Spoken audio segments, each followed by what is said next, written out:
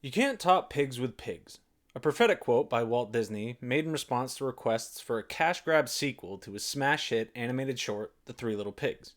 A quote that showed he understood that very rarely is it the right move to return to an IP just for the payday that it's going to provide. A sequel should have a reason for being beyond a fast injection of cash. It should move a story forward. It should bring something new to the table. Or, at the very least, it should focus on furthering the development of its characters. This quote, by current Disney CEO Bob Iger. The team is, I think, one that I have tremendous confidence in, and the IP that we're mining, including all the sequels that we're doing, is second to none. So I feel really good about what's coming up. Represents a 180 pivot, and says the quiet part out loud about how modern Hollywood chooses to handle its IP. It is perhaps one of the most unintentionally honest things ever spoken on an investor call, with one caveat. Its roots and its consequences. The direction that the Disney Corporation has chosen over the last couple of decades has gone far beyond simply mining their IP. For the last decade or so, they've moved to strip mining it. Now, you may be asking, what's the difference? Either way, you get an end product, regardless of its quality, that you can then use to generate profit. The answer, in my opinion, is sustainability. Rather than focusing on producing a few quality products, thereby extending the life of a given IP, Disney has chosen to shove out as much content as possible as fast as possible. They've chosen to dig as deep as they can, using subpar tools, i.e. the writing, and questionable methods, flooding the market with product, with no thought to the ecosystem surrounding their IP. In order to explain what I mean, we need look no further than the MCU.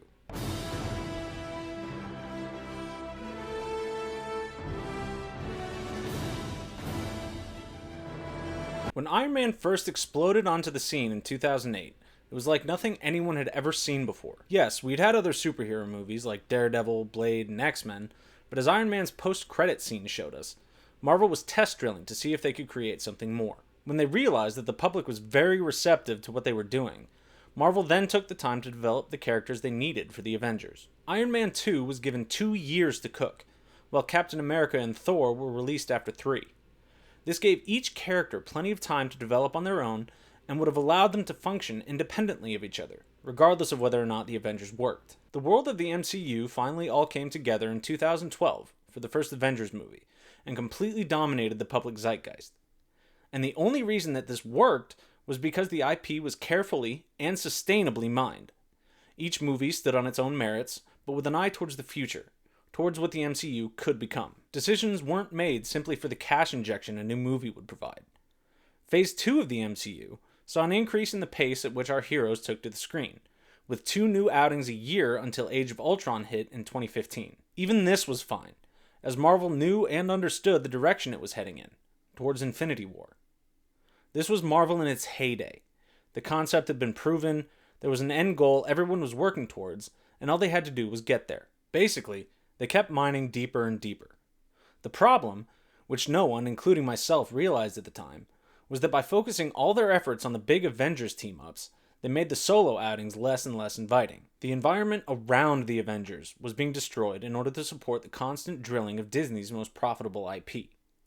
Fast forward to a post-Endgame world, and we find that Disney Marvel has begun drilling around the massive hole that Steve Rogers and Tony Stark left in an effort to find new veins of content to mine. Shang-Chi, the Eternals, Moon Knight, all new characters that nobody knew or cared about, introduced in the late stages of the MCU and dropped without the benefit of being joined by established characters to endear them to the audience. This is because Disney Marvel didn't foster the kind of environment necessary for that kind of writing. They'd gone all in on the original Avengers team, and the idea of new, unrelated characters moving within the MCU had no appeal. As a result, audiences rejected the newcomers. Everyone just wanted more of the Avengers. Add to that the fact that Disney didn't seem to care about story, writing, or characterization, and these new forays into the superhero world were doomed to fail. What's more is that they only served to further destroy the Marvel ecosystem. With how uncertain the future of the MCU is, I'd like to now turn towards an IP that has been sustainably mined. An IP that has been a constant source of new material since it first hit theaters all the way back in 1962. I'm speaking, of course, about James Bond.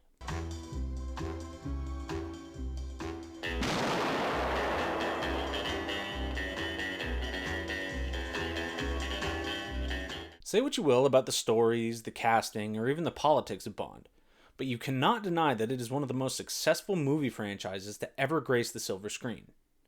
And how did they do it? Well, I'm glad you asked. The most obvious answer is that Bond himself has never been restricted to a single actor. No less than 7 different leading men have assumed the mantle of 007, each one being shuffled on and off the screen for varying reasons. What this allowed for is slight changes to Bond's characterization that, while not completely redefining the character, kept him fresh and interesting as audience tastes changed. To explain what I mean, let's take a look at the first and last actors to play Bond, Sean Connery and Daniel Craig. Connery's take on the character was the suave and debonair gentleman spy that became iconic and propelled the IP into the stratosphere.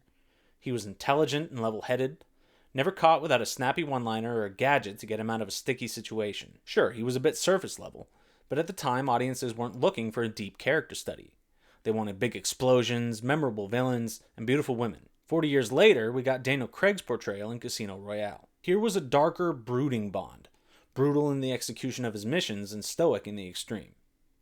Despite this, Craig left enough room for the audiences to connect with him, to see that all the violence, booze, and women did have an impact on his psyche. Sure, he kept the veneer of previous iterations with the tailored suits and expensive watches, but there was much more going on under the hood than before. He had evolved to suit audience tastes for a more complicated type of hero. Broadly speaking, and with few exceptions, the Bond films have been mostly standalone outings. Yes, you've got the Spectre organization to loosely tie some of the movies together, but by and large, each adventure begins with the opening and ends with the credits. Very little besides recurring side characters come back from movie to movie. This is what has really allowed the Bond IP to remain as evergreen as it has. The episodic structure with its recurring characters meant that it could shift and evolve with minimal disruption. The producers have mined small areas here and there, rather than dumping all their resources into one massive pit. And while this may not have generated the overall profits of the MCU to date, it has meant that Bond has been able to stick around for almost 65 years. This has been, in no small part, thanks to Barbara Broccoli, the de facto steward of the franchise. She has, despite Amazon's best efforts, protected it from the threat of IP strip mining. Unfortunately, the same cannot be said for another of Amazon's acquisitions.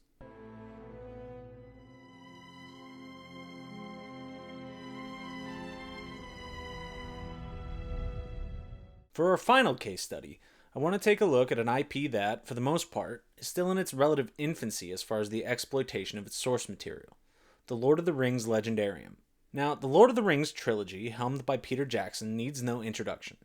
It is one of, if not the most, faithfully adapted series in the history of cinema. Yes, it had its issues, all movies do, but for the most part it pleased entrenched fans of the IP and brought a whole new generation into Tolkien's world.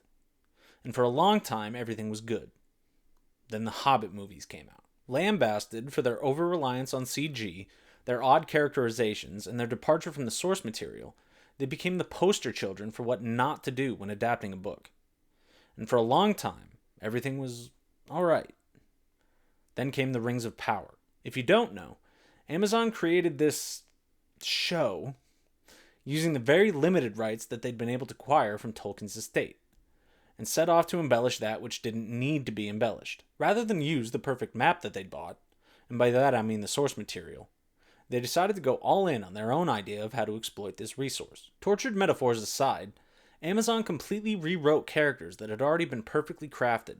They changed locations, dates, and major story beats that were already well known as canon by the massive fan base.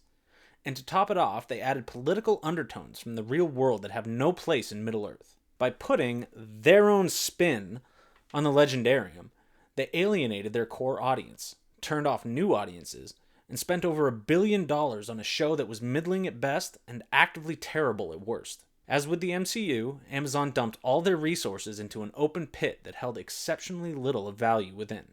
This kind of strip mining is exactly why Hollywood is in the dire straits that it's in. They don't seem to understand that spreading out where you sink your minds may not generate the immediate billions in profit that you want, but it will keep you working for decades. The exponential growth of something like the MCU is the exception, not the norm, and chasing such a lightning strike can and has only led to disaster. Anyway, that's all I've got for you this time, so if you could do me a favor and hit the like and subscribe buttons, I'd appreciate it. Every little bit really helps me out. Also, go ahead and check out the other videos on my channel, or hit up my website to see my blog and maybe buy one of my books on Amazon. Thanks very much for watching, and I'll see you in the next one.